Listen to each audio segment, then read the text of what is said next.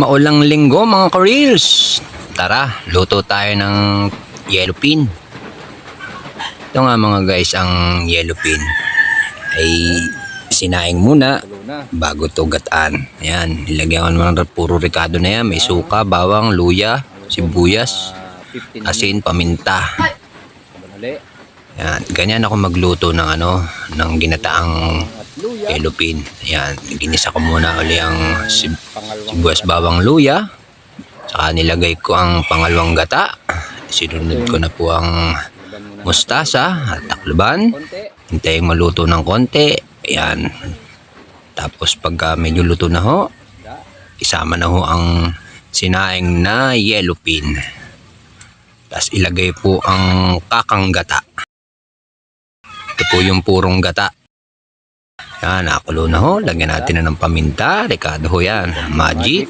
May asin na nga po pala yan. Ayan, swabing-swabe na naman po ang pananghalian. Ayan po, luto na. Ayan, kain tayo mga ka-reels. Hanggang dito na lang po. Salamat po sa inyong lahat.